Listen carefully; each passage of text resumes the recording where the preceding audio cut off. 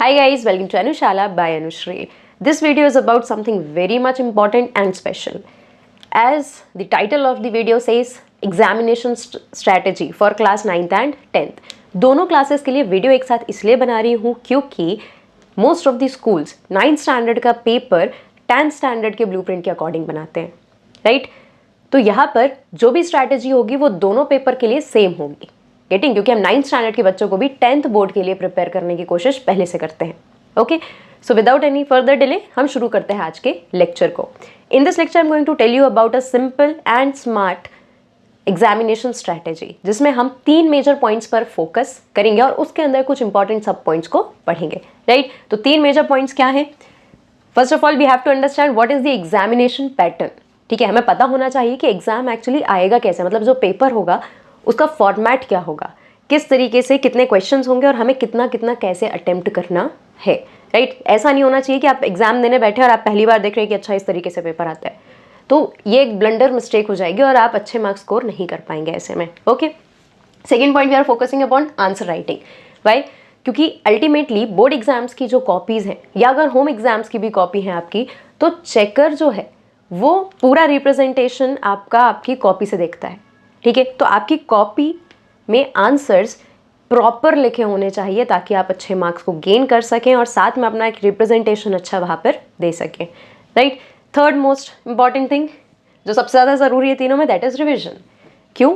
क्योंकि अब हमारे पास समय नहीं है कि हम पूरा सिलेबस पढ़ने बैठे हैं, वो हमें साल भर करना था, राइट?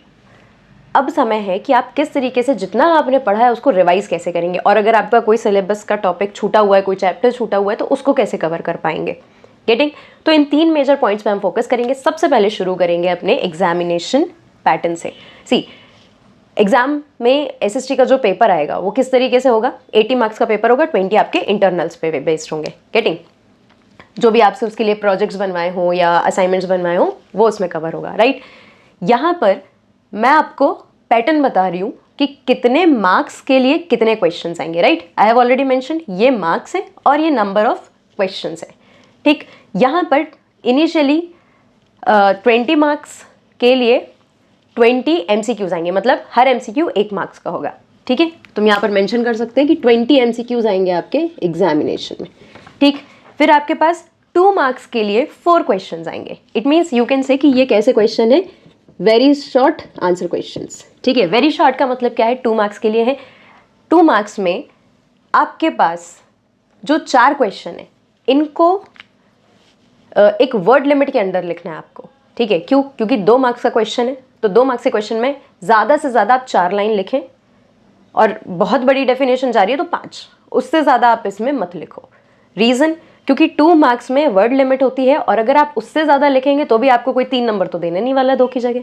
ठीक है, तो जितना मार्क्स का क्वेश्चन आ रहा है उतना ही आंसर लिखो, एक्सेस कुछ मत लिखो, क्योंकि वो एक हद के बाद ना टीचर को इरिटेटिंग लगने लगता है पढ़ने के लिए कि अरे 2 मार्क्स के लिए इतना ज़्यादा आंसर क्यों लिखा, राइट?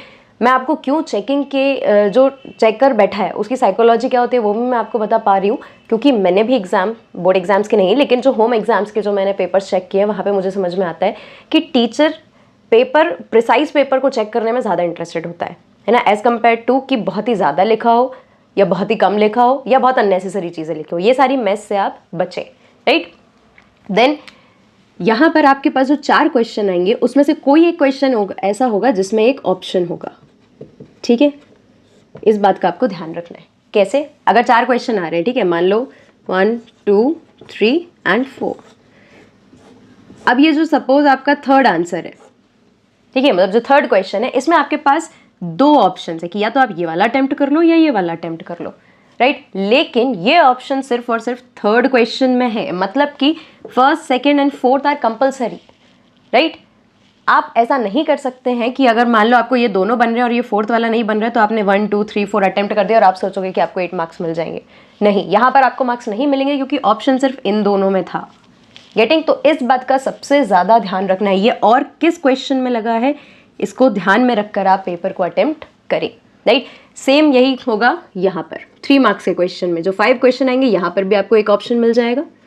ठीक है, ऐसे ही किसी एक क्वेश्चन में ऑप्शन होगा और आप सिर्फ उसमें से ही चूज कर सकते हैं, बाकी क्वेश्चंस कंपलसरी होंगे, राइट?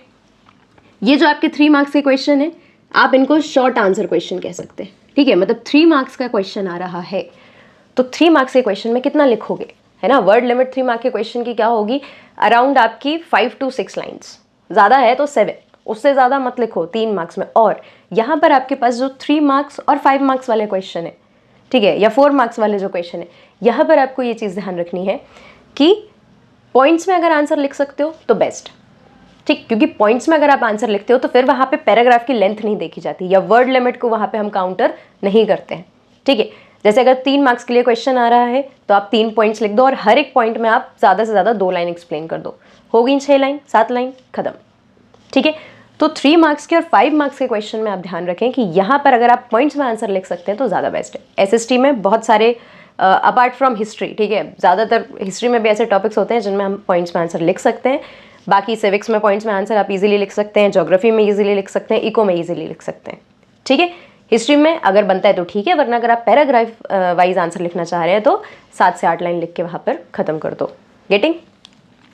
यहाँ पर भी एक ऑप्शन मिलेगा, इसका भी ध्यान रखें। फिर ये जो आपके पास 4 मार्क्स के लिए 3 क्वेश्चंस आ रहे हैं, ये क्वेश्चंस लिखने के लिए नहीं आ रहे, ठीक है। ये क्या है, these are your case studies.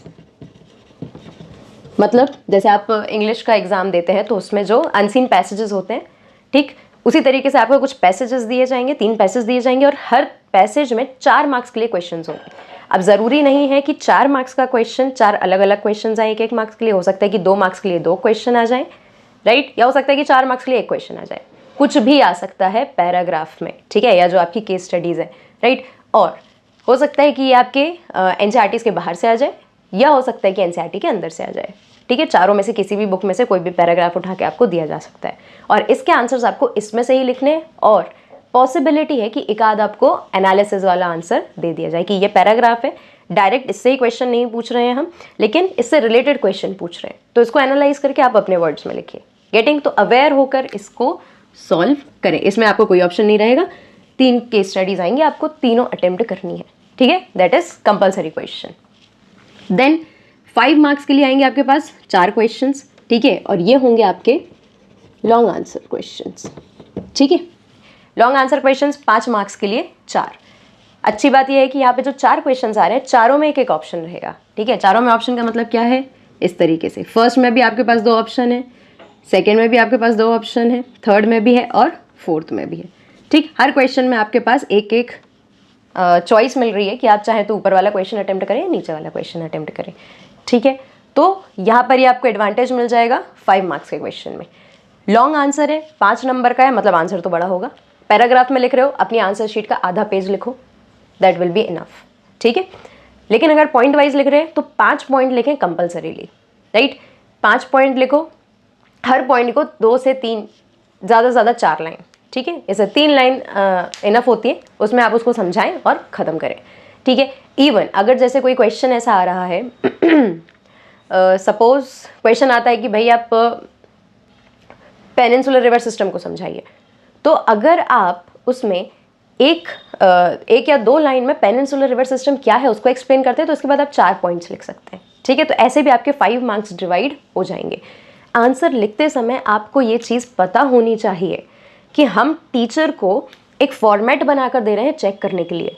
अगर मुझे कोई 5 मार्क्स का क्वेश्चन चेक करने के लिए देगा, आंसर चेक करने के लिए देगा, तो मैं मार्क्स को डिवाइड करूंगी ना, कि इतना लिखा है तो इतने मार्क्स दे सकती हूँ, 3 पॉइंट्स लिखे हैं तो इतने मार्क्स दे सकती हूँ, राइट। तो आप उसको एक फॉर्मेट बना के दे रहे हैं, और अगर ये फॉर्मेट आपके हाथ में, तो मेक श्योर कि आप ये फॉर्मेट सही तरीके से बनाएं, राइट। इसलिए मैं एग्जाम पैटर्न को इतना डिटेल में फोकस कर रही हूँ। लॉन्ग आंसर क्वेश्चन के बाद आपके पास आता है 1 मार्क्स के 5 क्वेश्चन, और ये 5 क्वेश्चन क्या है, मैप वर्क, ठीक है, जिसको आप मैप स्किल भी कह सकते हैं। इसका भी एक छोटा सा डिवीजन है, कंपलसरी है, लेकिन इसमें 2 मार्क्स का आएगा हिस्ट्री से और 3 मार्क्स का जो आपका मैप वर्क है वो आएगा ज्योग्राफी से। 'It is also previously decided, ठीक है, कि 2 मार्क्स का मैप वर्क आएगा हिस्ट्री से और 3 मार्क्स का मैप वर्क आएगा ज्योग्राफी से। ये टोटली आपके एनसीईआरटी से आएगा, कुछ भी बाहर से नहीं आएगा। इसमें हिस्ट्री में क्या आने वाला है इसको आप आराम से प्रिडिक्ट कर सकते हैं, जिसका कारण है कि हिस्ट्री में आपकी बुक में मैप कम दिए हुए हैं, ठीक है। तो आप बस उन्हीं मैप्स को पलटा लें, राइट, और प्रीवियस ईयर क्वेश्चन पेपर देख सकते हैं कि किस तरीके के क्वेश्चंस हिस्ट्री से मैप वर्क में आते हैं। ज्योग्राफी में ज़रूर है, मैप वर्क इंपॉर्टेंट हो जाता है, 3 मार्क्स कैरी करता है यहाँ पर। तो आप ज्योग्राफी के मैप वर्क जो आपके एनसीईआरटी में पीछे दिया होता है ना, मैप स्किल का अलग से एक ऑप्शन होता है क्वेश्चन आंसर के नीचे, आप उसको बिल्कुल अच्छे से प्रैक्टिस करके जाएँ, राइट। ये एक तरीके से आपको इसमें कुछ भी डिस्क्रिप्शन नहीं देना, कुछ भी याद नहीं करना है, ज़्यादा लॉन्ग आंसर्स के फॉर्मेट में कुछ याद नहीं करना। तो ये 5 मार्क्स जो हैं इनको बेकार में लूज़ करने का कोई मतलब नहीं है, राइट। तो मैप स्किल तो प्रिपेयर अच्छे से कर लें, गेटिंग। चलो, तो ये हो गई हमारी एग्जामिनेशन पैटर्न की बात। अब हम आते हैं अपनी आंसर राइटिंग पर, राइट। एक बार जब भी आप पढ़ेंगे तो आप ये ध्यान रखें कि पढ़ते समय आपको पता चलना चाहिए, पढ़ते समय आपको ये चीज़ एनालाइज करते बननी चाहिए कि कौन सा क्वेश्चन एमसीक्यू में आ सकता है, कौन सा फैक्ट एमसीक्यू में पूछा जा सकता है, राइट, कौन सा शॉर्ट आंसर में पूछा जाता है, कौन सा लॉन्ग आंसर में पूछा जा सकता है। ये सब आपको अंदाज़ा लगाते बनना चाहिए, ठीक है। चलो, now let us focus about answer writing. Answer writing important क्यों है? क्योंकि अल्टीमेटली आप क्या लिख रहे हैं उस पर ही आपको जज किया जाएगा, उस पर ही आपको मार्क्स मिलेंगे, ठीक। तो कोशिश करें कि जब भी आप आंसर्स लिख रहे हैं टू द पॉइंट आंसर आप लिख दें।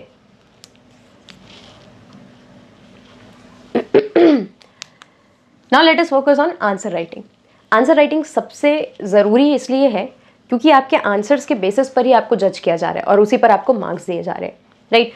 तो मैं बहुत ही सिंपल से आपको एक बात बताऊं, अगर कि लोगों का कंसेप्शन जो है हिस्ट्री को लेकर, मिसकंसेप्शन कहें अगर हम एक तरीके से एसएसटी में।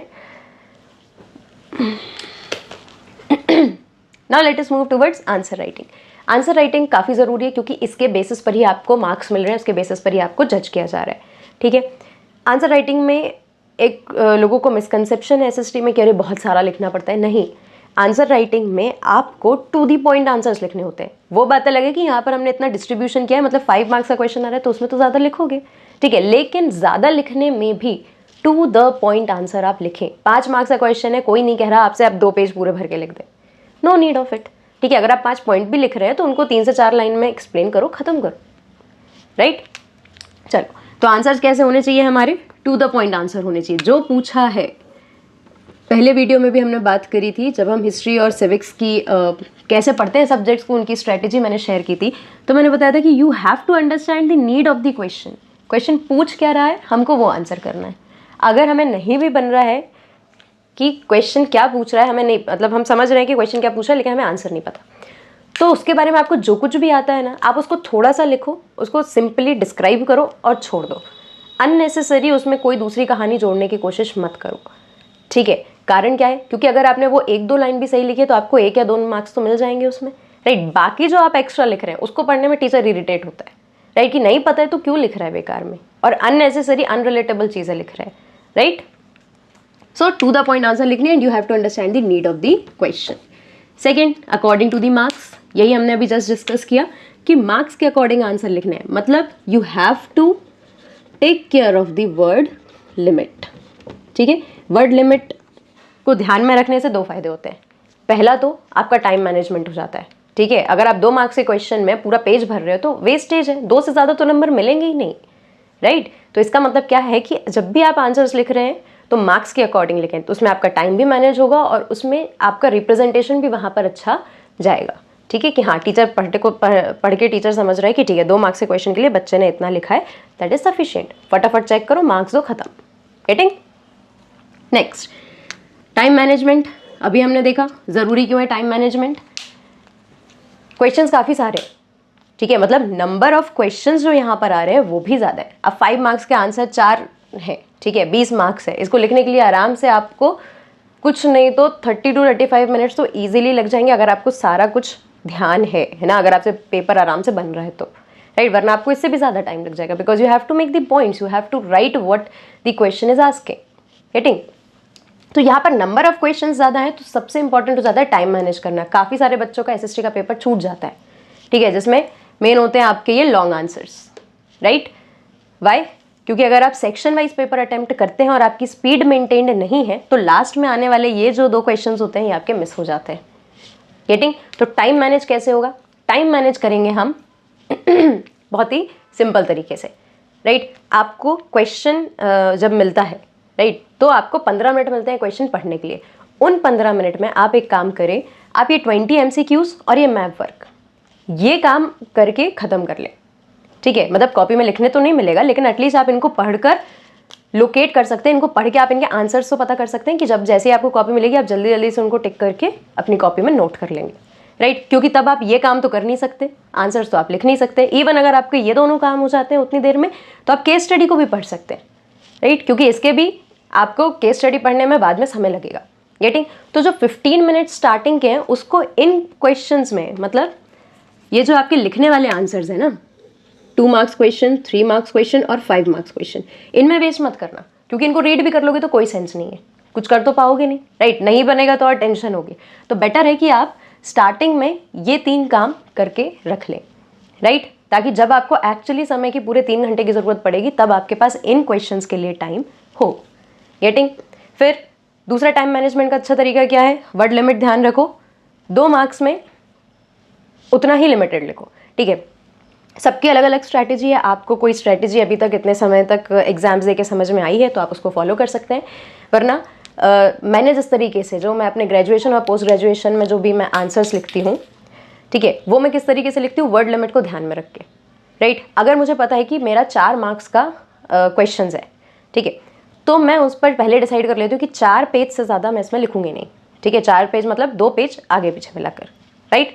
तो अब मैं आंसर लिख रही हूँ तो मेरे दिमाग में फॉर्मेट ही उस प्रकार से बन रहा है कि मुझे सिर्फ ये इतना भरना है, राइट। इसके आगे मैं एक शब्द भी नहीं लिखने वाली। I do not require supplementaries और एनीथिंग एल्स, राइट। क्योंकि जो एक कॉपी दी है वो पेपर के हिसाब से मुझे लगता है कि सफिशिएंट हो जाती है अगर आप वर्ड लिमिट में ध्यान में रख के काम करते हैं SST जैसे एग्जाम्स के लिए, राइट। चलो, तो वर्ड लिमिट ध्यान में रखें तो टाइम मैनेज यहाँ पर हो जाएगा ईजिली, ठीक है। तीसरा, कोई आपसे कोई आंसर नहीं बन रहा है, लीव इट, राइट। उसको सोचने में मत लगे रहो या उसको फ्रेम करने में मत लगे रहो। जब आपका सारा कुछ हो जाए, जितना आपसे बन रहा है उतना एग्जाम हो जाए, उसके बाद आप उन क्वेश्चंस पर जाएं जो आपसे नहीं बन रहे, फिर उनको फ्रेम करने की कोशिश करें। और बहुत बड़ी गलती है कि आप पेपर को अनअटेम्प्टेड मत छोड़ें, ठीक है। मतलब अगर आप 1-2 लाइन भी उसके बारे में लिख पा रहे हैं तो लिखें, गेटिंग। लेकिन अननेसेसरी मैस क्रिएट ना करें अपने पेपर में। नेक्स्ट, इंपॉर्टेंट हाईलाइट वर्ड्स, लेकिन कोई भी हाइलाइटर लेकर या कलर्ड पेन लेकर बिल्कुल नहीं जा सकता एग्जामिनेशन में, ठीक है। बोर्ड्स की कॉपीज़ में या अपने होम एग्जाम्स में भी आप उनको यूज़ नहीं कर सकते, ठीक है। तो हम इंपॉर्टेंट पॉइंट्स को हाईलाइट कैसे करने वाले हैं, ये इंपॉर्टेंट वर्ड्स को हाईलाइट कैसे करेंगे, जैसे मैं कर पा रही हूँ, ठीक है। मेरे पास 2 कलर के मार्कर्स हैं, ऐसे ही आप ब्लैक और ब्लू दोनों कलर्स को यूज़ कर सकते हैं। इट्स कम्प्लीटली ओके अगर आप एक ही पेन यूज़ कर रहे हैं, लेकिन टीचर जब पढ़ता है ना आंसर्स और आपने पूरा आंसर ब्लू पेन से लिखा और आपने 1-2 वर्ड बीच में जो इंपॉर्टेंट हाईलाइटेड वर्ड्स हैं उनको आपने ब्लैक पेन से लिख दिया, तो उसको ईजी होता है ना, कैची हो जाता है वो उसके लिए, राइट। उसके बेसिस पर आपको मार्क्स थोड़ा सा, जब उसको काम करने में आसानी होती है ना तो वो मार्क्स देने में कंजूसी नहीं करता, ठीक है। टीचर के दिमाग को समझना सीखो आप, राइट।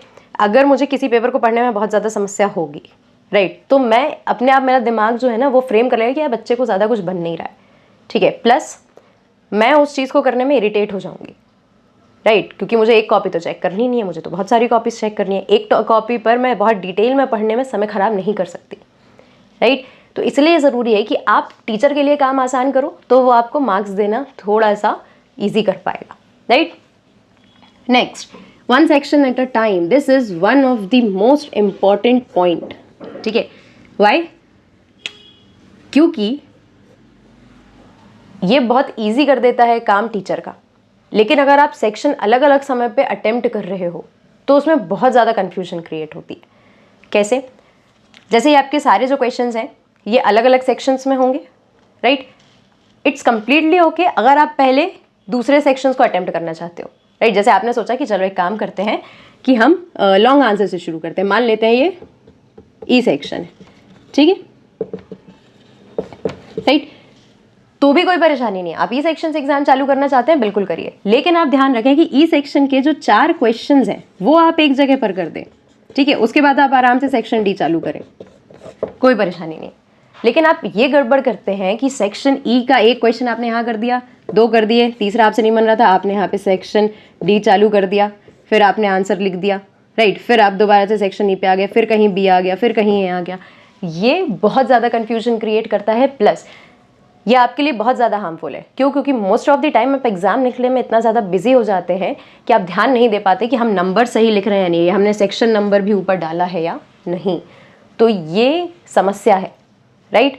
क्योंकि हम वहाँ पर आपको मार्क्स फ्री में देने के लिए नहीं बैठेंगे, राइट? या जो भी चेकर है आपके, वो फ्री में आपको मार्क्स तो देगा नहीं। अगर आप क्वेश्चन नंबर गलत डाल रहे हो तो हो सकता है कि वो उसको कंसिडर ना करे। It depends from checker to checker, right? या अगर आपने सेक्शन सही से नहीं डाला तो हो सकता है कि वो आपको मार्क्स ना दें।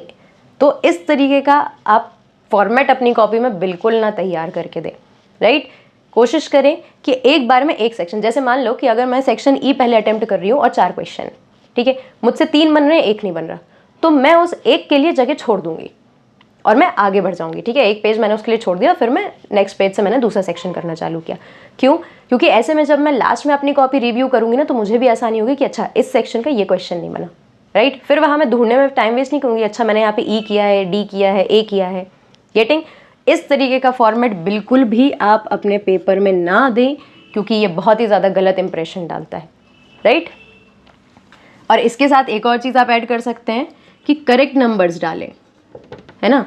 करेक्ट नंबर्स मतलब क्वेश्चन नंबर कौन सा अटेम्प्ट कर रहे हो ये लिखना बहुत ज़्यादा ज़रूरी है, सही लिखना ज़रूरी है, ठीक है? Then no improper language. Improper language का मतलब क्या है? आप अगर इंग्लिश मीडियम में पेपर दे रहे हैं तो बराबर इंग्लिश मीडियम में लिखें, ठीक है? उसमें कोई भी वर्ड आप हिंदी में ना लिखें, इंग्लिश में ना लिखें, इंग्लिश और हिंदी मिलाकर, या आपकी जो लोकल लैंग्वेज आप रोज़ यूज़ करते हैं उसमें ना लिखें आप, राइट? क्योंकि ये वहाँ पर एक बहुत बड़ा सर्कल लगवा देगा। गेटिंग? तो ज़रूरी है कि आप प्रॉपर लैंग्वेज यूज़ करें वहाँ पर, right? Then make it easy for the checker. अभी तक हमने बहुत सारे पॉइंट्स इस पर्टिकुलर पॉइंट को लेकर डिस्कस कर लिए हैं, राइट? जैसे कि आपको फॉर्मेट सही से लिखना है, अगर आप हाईलाइट कर पाते हैं, 2 कलर पेन्स का यूज़ कर रहे हैं आप, तो इस तरीके से पेपर जो है ना वो चेकर के लिए ईजी हो जाएगा, है ना? और जब पेपर चेकर के लिए ईजी होता है तो वो मार्क्स देने में ज़्यादा डिस्टर्ब्ड फील नहीं करता, राइट? क्योंकि उसको बहुत सारी कॉपीज चेक करनी है, बहुत एक ही क्वेश्चन के लिए वो 50 अलग अलग प्रकार के क्वेश्चंस आंसर्स देख रहा है, राइट? प्लस आपके आगे पीछे वाले जो लोग हैं, अगर उन्होंने कुछ गड़बड़ कॉपी है, उन्होंने बहुत मैसी कॉपी दी है, तो ऑलरेडी टीचर की मेंटालिटी, चेकर की जो मेंटालिटी है वो कुछ और है, राइट? तो कम से कम आपकी कॉपी ऐसी होनी चाहिए कि आप जितना भी आपसे बन रहा है उसको एक proper neat and clean format में अपने टीचर को प्रोवाइड कर रहे हैं, राइट? ताकि वो चेक करने में और ज़्यादा उसका दिमाग खराब ना हो, ठीक है? तो यहाँ पर जब आप चेकर के लिए कॉपी ईजी कर देते हैं तो मार्क्स मिलने में भी थोड़ी सी आसानी होती है, और दूसरी चीज़ आपका वहाँ पर इंप्रेशन सही जाता है, ठीक है? अगर आपकी साफ़ सुथरी कॉपी है, आपने फॉर्मेट सही से लिखा है, तो वहाँ पर बैठा हुआ चेकर ये चीज़ अज्यूम कर लेता है कि हाँ ये बच्चा पढ़ने में ठीक ठाक है, ठीक है? Next, neat with proper margins. आपका जो पेपर है वो नीट एंड क्लीन होना चाहिए, ठीक है? मोस्ट ऑफ द टाइम्स क्या होता है कि जैसे आपको लगता है कि आपने कोई गलत आंसर लिख दिया, ठीक है?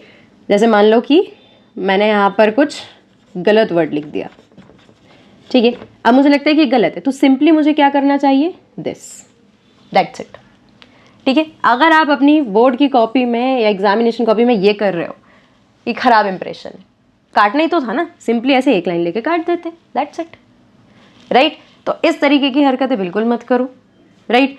अगर आपको लगता है कि आपने ऐसे कोई आंसर लिखा गलत है, सिंपली दिस, ठीक है? ये इस तरीके की हरकतें बिल्कुल मत करना। ये बहुत ही डिस्टर्बिंग इम्पैक्ट डालता है चेकर के ऊपर, क्योंकि उसको लगता है कि ये क्या तरीका है, आप बोर्ड्स के एग्जाम लिख रहे हैं, आप 9th स्टैंडर्ड के एग्जाम लिख रहे हैं और आप इस तरीके की हरकतें कर रहे हैं। गेटिंग? तो कॉपी आपकी नीट एंड क्लीन होनी चाहिए, राइट? राइटिंग थोड़ी सी अच्छी लिखें, ईजी टू अंडरस्टैंड होनी चाहिए। ऐसा नहीं होना चाहिए कि एक कॉपी चेक करने में 1 घंटा लग गया, राइट? एकदम पास पास ना लिखें, एकदम दूर दूर ना लिखें, दोनों वर्ड्स के बीच में प्रॉपर स्पेस होना चाहिए, ठीक है? ये बहुत ज़्यादा छोटी छोटी बातें, माइन्यूट डिटेल्स हैं, लेकिन यही माइन्यूट डिटेल्स आपको एक्स्ट्रा मार्क्स दिलाने की कोशिश कर सकते हैं, ठीक है? Plus proper margins. कॉपी में मार्जिन सही तरीके से बनाकर लिखो, ठीक है? पेज के एक तरफ तो आपके पास मार्जिन होती है, अगर आप और ज़्यादा अपनी कॉपी को अच्छा बनाना चाहते हैं तो दूसरी तरफ भी एक पतली सी मार्जिन खींच लें और उसके अंदर ही आंसर्स को लिखते जाएं, राइट? एंड अनदर थिंग, जब भी आप अपनी बोर्ड्स की कॉपी खोलते हैं तो जो पहला पेज होता है उसमें तो एंट्री होती है, जब आप उस पेज को टर्न करते हैं तो उसका जो जस्ट पीछे वाला पेज होता है ना, वहाँ पर नहीं लिखना होता है, नेक्स्ट पेज से चालू करना होता है, ठीक है? बहुत सारे टीचर्स वहाँ पर भी आपको हो सकता है टोके, तो आप इस चीज़ का ध्यान रख सकते हैं। चलो, तो ये हो गया हमारा आंसर राइटिंग के बारे में सारा discussion. Now without any further delay हम चलते हैं अपने नेक्स्ट डिस्कशन के ऊपर, जो कि है रिविजन के ऊपर। सी, रिविजन अपने आप में बहुत ही ज़्यादा इंपॉर्टेंट है।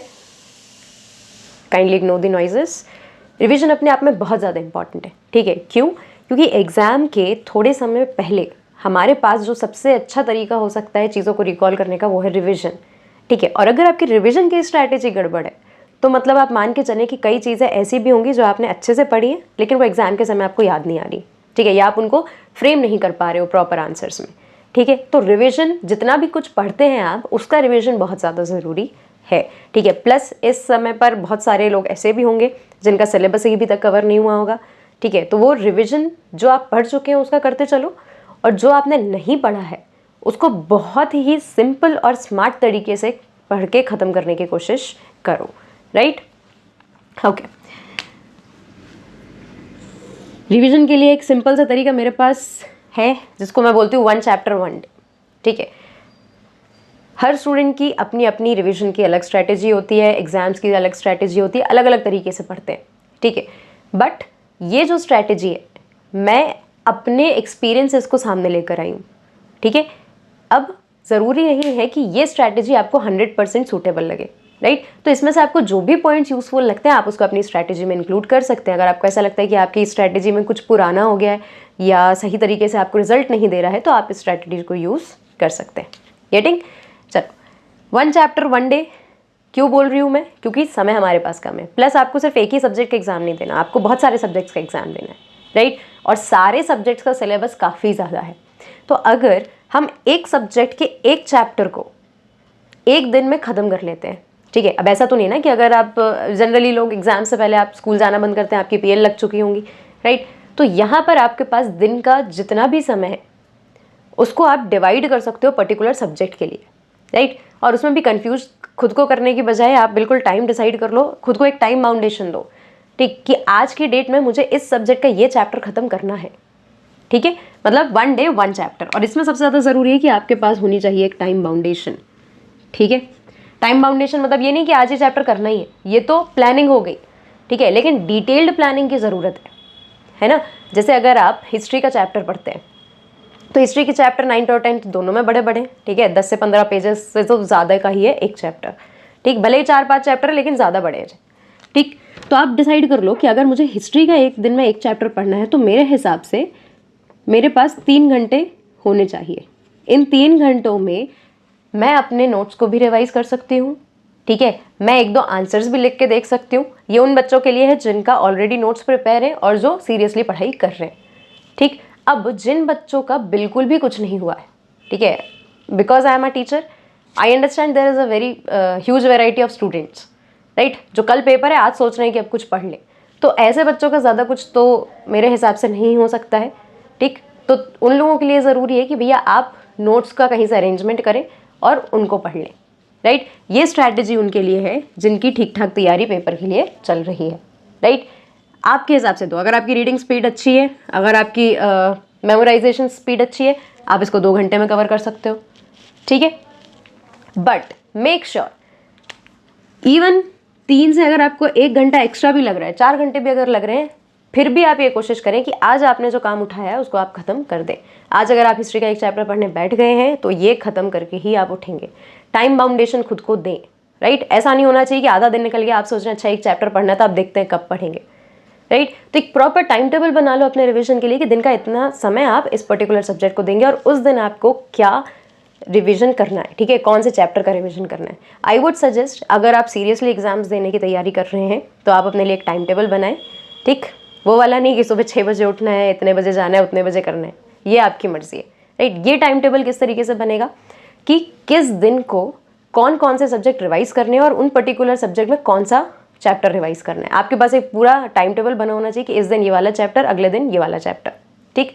और अगर मैंने आज इस चैप्टर को रिवाइज कर लिया है, तैयार कर लिया इस चैप्टर को, तो कल मैं सिर्फ और सिर्फ आधा घंटा दूंगी, ठीक है, कल मैं सिर्फ आधा घंटा दूंगी इस चैप्टर को एक बार और पढ़ने के लिए। जो मेरे खुद के शॉर्ट नोट्स बने उनको पढ़ने के लिए आधा घंटा, और इसके अगले दिन मैं इसको 20 मिनट दूंगी, ठीक है, उसके अगले दिन मैं इसको 15 मिनट दूंगी। अब मैं आपको बहुत अच्छे से बता दूं कि 90% बच्चे ये स्ट्रैटेजी फॉलो नहीं करने वाले, और इसी का कारण है कि आप मार्क्स गेन नहीं करने वाले, राइट। ये मैंने कोई नई बात नहीं बताई है, ठीक है। जब हम पढ़ते थे तब भी यही बोला जाता था कि आप जो भी चीज़ आज पढ़ रहे हैं उसको कल रिवाइज करें, फिर उसको परसों फिर से रिवाइज करें और टाइम कम करते चले जाएं।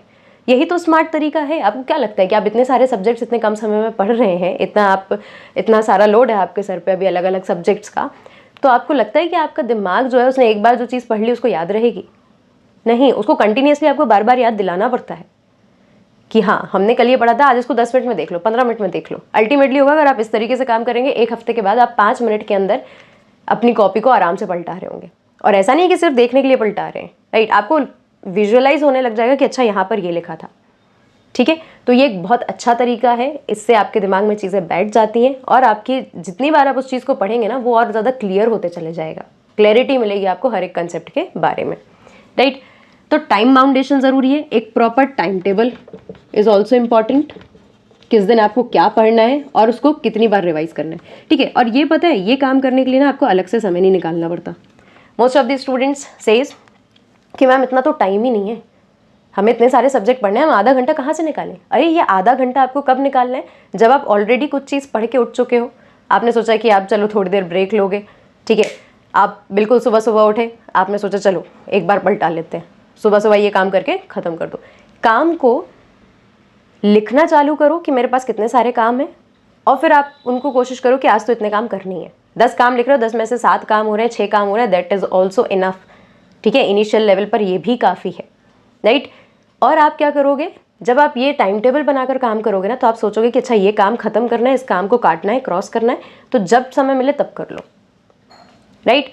कई बार ऐसा होता है कि जैसे मान लो कुछ आपने इसमें पढ़ा है और वो आपके दिमाग में चल रहा है, आप ब्रश कर रहे हैं, ठीक है, या आप नहा रहे हैं, आप कोई भी काम कर रहे हैं, वो सब काम करते करते आपके दिमाग में चीज़ें अपने आप रिवाइज हो जाती है। लेकिन दिमाग में चीज़ें रिवाइज कब होंगी? जब इतनी बार देख लोगे, कम से कम 3 से 4 बार देखोगे, तब जाके दिमाग में अपने आप चीज़ें रिवाइज होने लगेंगी। इसका मतलब क्या है कि जब आप एक्टिवली बैठकर नहीं भी पढ़ रहे हैं तब भी आप रिवाइज कर पा रहे हैं। गेटिंग?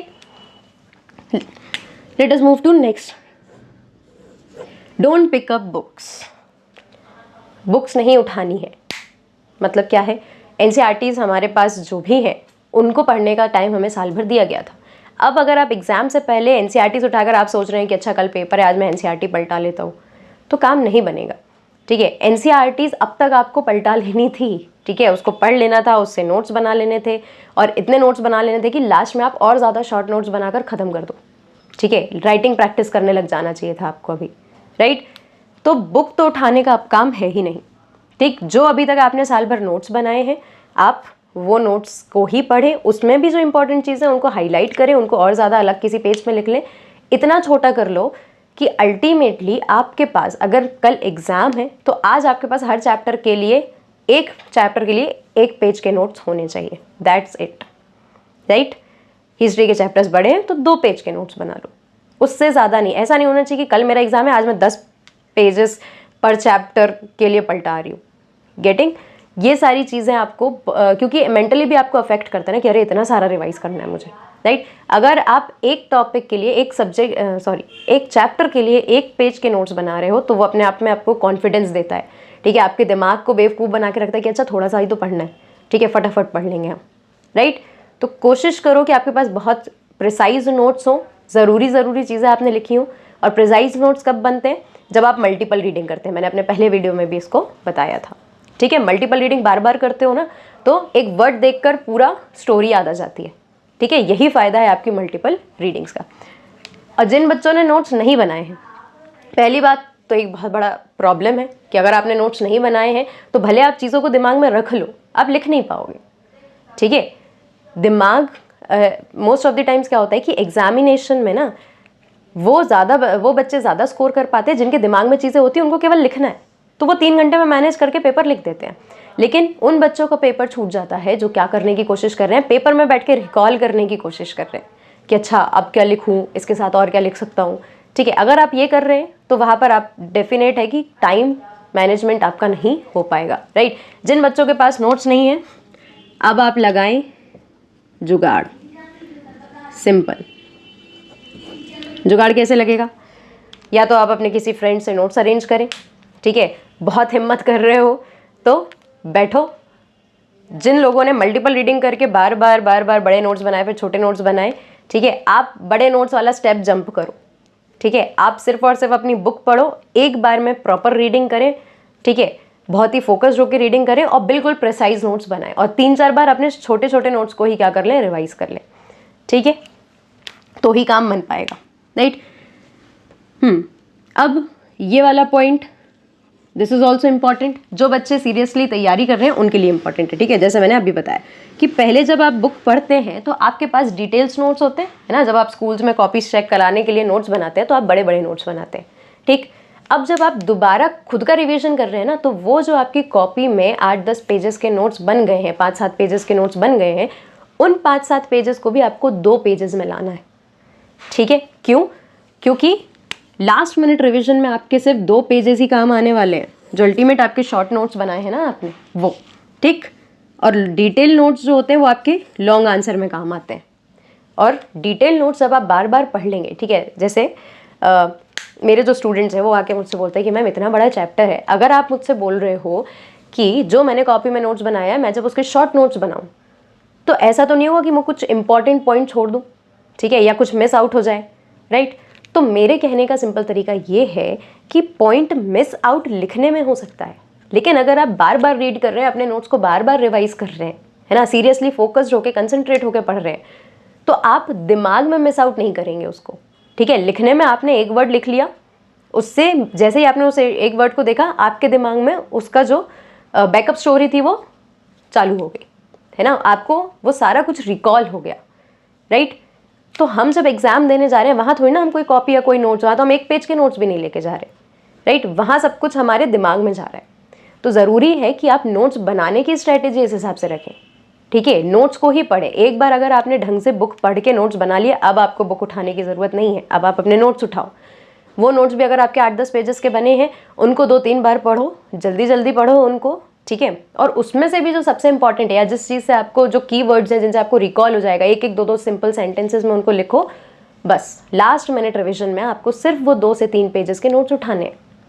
ठीक है, ऐसे अल्टीमेटली जब आप अगले दिन एसएसटी का पेपर देने जाना है तो आज आपको सिर्फ और सिर्फ 40-50 पेजेस पढ़ने हैं सारे चैप्टर्स मिला के, दैट्स इट। इतना तो कर ही सकते हैं हम एक दिन पहले, राइट। अगर आपने पहले इतनी तैयारी कर ली है तो एक दिन में सक्सेस नहीं मिलेगी, right. You have to be consistent with your practice.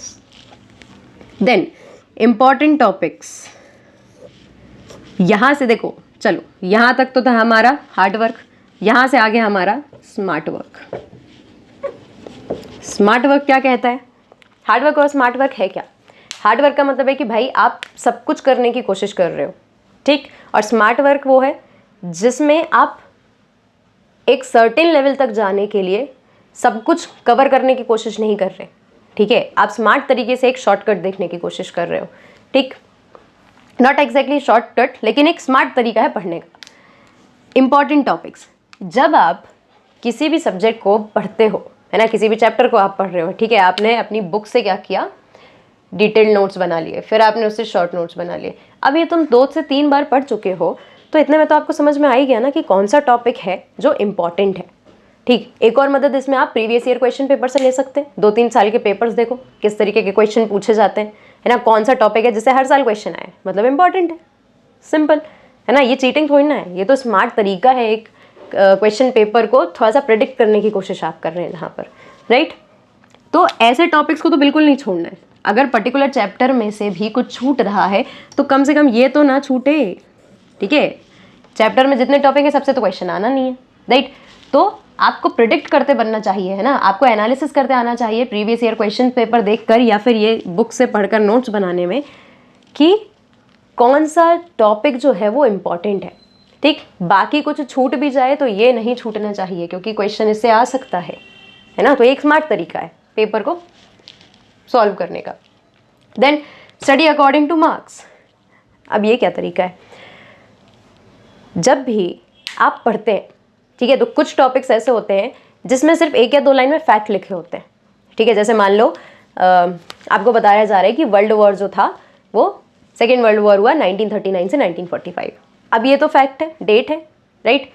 क्या आपसे 2 मार्क्स से क्वेश्चन में पूछेगा कि डेट बताओ वर्ल्ड वॉर की? Obviously no, right. तो वर्ल्ड वॉर की डेट कौन से क्वेश्चन में पूछी जा सकती है?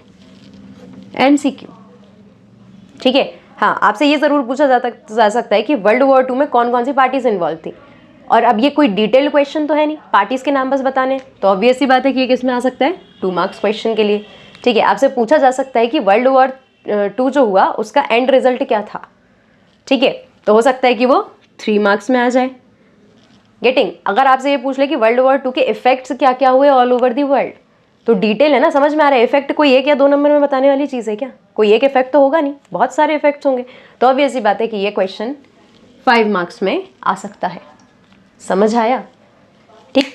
ऐसे ही जब आप कोई भी चैप्टर पढ़ते हैं तो आपको उसमें जज करते बनना चाहिए, आपको यही जो मैं कहूँ स्किल है, ठीक है, ये आपको आनी चाहिए कि आप उस चैप्टर में से जज कर लें कि भैया कौन से नंबर, कितने नंबर में कौन सा टॉपिक दिया जा सकता है, और फिर उस टॉपिक को आप उस नंबर के अकॉर्डिंग ही प्रिपेयर करो, ठीक है। अब आपकी बुक में कोई एक टॉपिक है जिसमें 3 पॉइंट दिए हुए हैं, ठीक है, तो हद से हद 3 नंबर के क्वेश्चन में ही तो आएगा, 2 मार्क्स में आ जाएगा, ना 1 में आएगा ना 5 में आएगा। गेटिंग?